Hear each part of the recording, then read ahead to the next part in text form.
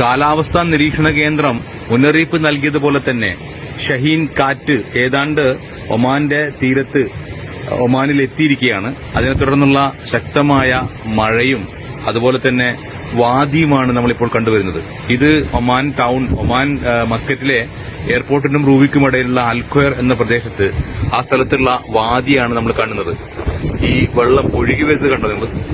മലമുകളിൽ നിന്നും വരുന്ന ഈ വെള്ളത്തിന്റെ ഒഴുക്ക് അതിശക്തമായ രീതിയിൽ തന്നെ മിക്കവാറും ഏതാണ്ട് കര കവിഞ്ഞൊഴുകാനുള്ള സാധ്യതയാണുള്ളത്. റോഡിലേക്ക് വെള്ളം എത്തിക്കഴിഞ്ഞു.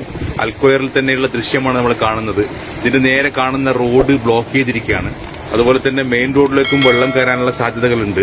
ഇതേ രീതിയിൽ തന്നെ ഈ മഴ തുടരുകയാണെങ്കിൽ കൂടുതൽ പ്രയാസങ്ങൾ സൃഷ്ടിക്കാൻ സാധ്യതയുണ്ട് എന്ന് തന്നെയാണ് മനസ്സിലാക്കുന്നത്. 2 ദിവസം ഓഫീസുകൾക്കും അതുപോലെ തന്നെ പൊതു സ്വകാര്യ മേഖലകളിലെ സ്ഥാപനങ്ങൾക്ക് അവധി കൊടുത്തതുകൊണ്ട് റോഡൊക്കെ കാലിയാണ്. ആളുകൾ പുറത്തില്ല. കാറ്റുണ്ട്. കാറ്റിന്റെ ശക്തി അത്ര കൂടുതലില്ല എങ്കിലും നേരിയ രീതിയിലുള്ള കാറ്റും അതുപോലെ തന്നെ ഈ ഒരു നിൽക്കാത്ത രീതിയിലുള്ള ചാറ്റൽ മഴയുമുണ്ട്. ഈ ചാറ്റൽ മഴ പലപ്പോഴും ഇവിടെ തുടരുകയാണെങ്കിൽ, ഇതേ രീതിയിൽ തന്നെ തുടരുകയാണെങ്കിൽ പലപ്പോഴും വെള്ളത്തിന്റെ ഒഴുക്ക്, വാദിയുടെ ശക്തി കൂടാനാണ് സാധ്യത. അതുകൊണ്ട് നമ്മൾ എന്ത് ചെയ്യുക? നമ്മളെ സംബന്ധിച്ചിടത്തോളം ഈ പ്രയാസങ്ങൾ പലപ്പോഴും ഒരു മുന്നോട്ടുള്ള നാടിന്റെ തന്നെ സാമ്പത്തികമായ സംഗതിയൊക്കെ ബാധിക്കുന്ന രീതിയിലേക്ക് ആണ് പോവുക.